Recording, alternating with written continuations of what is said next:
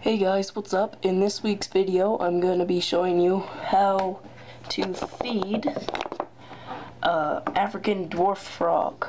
So yeah, I guess we'll get straight into it right after I get all the supplies ready. Alright guys, what's up? I got my supplies ready to feed my African dwarf frog, and I'm just going to show you how I feed my African dwarf frog today. So a lot of you might have saw in the last sort of intro clip, these.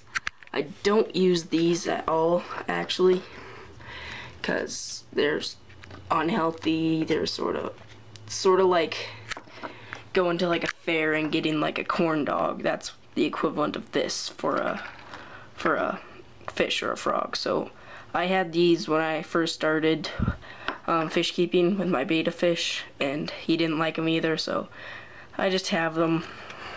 I've barely even dented it. Like, there's still a lot of nasty stuff, so, but I don't use that. What I use is frozen bloodworms, and right here I have it in a little cap just so it can unthaw easily. So right here, this might be a little bit disgusting for some of you. I've sort of gotten used to it.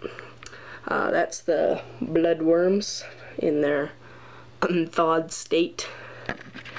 They're just in a little like milk cap thing. I rinsed it out. So yeah, that's just so you can easily handle the worms.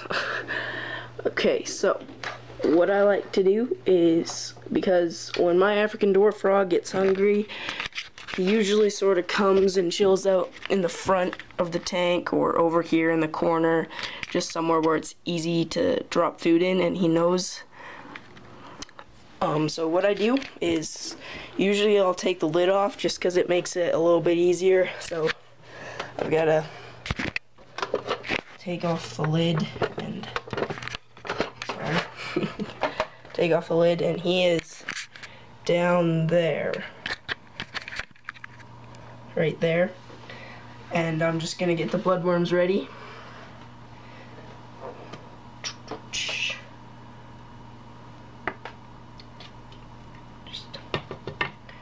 So what I do is I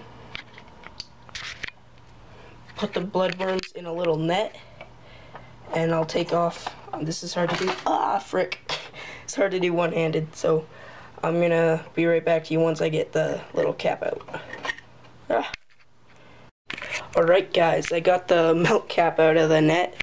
That was more difficult than usual because having to do it one-handed. So I think my frog has moved. So now I sort of have to figure out where he's at, because I like to put the food right up close to him. That way it's easy for him to smell it and come close to it. So, where did he go? I think he's, oh yeah, he's right there. He came back. Okay, so what I do is I flip the net upside down, dip it underneath the water, and just let out all the bloodworms, and they all sort of, oop, frick, I didn't get any out.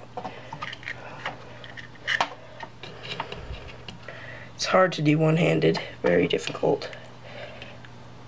So I stick my hand in there, get all the worms out from the net, and usually he will come and find them and chow down. Just got a little, so put the lid back on, sort of temporarily like that, and then we'll go, there he is, eating his worms. Camera would focus, but I seen him and he has gotten quite a few of them already. So yeah, that is pretty much how I feed my African dwarf frog. Sorry about the video. It's the first time doing these things one-handed. And sometimes the fish, because they're fish, they like meat too. It's like, would you rather have like soup for the rest of your life or like have a steak?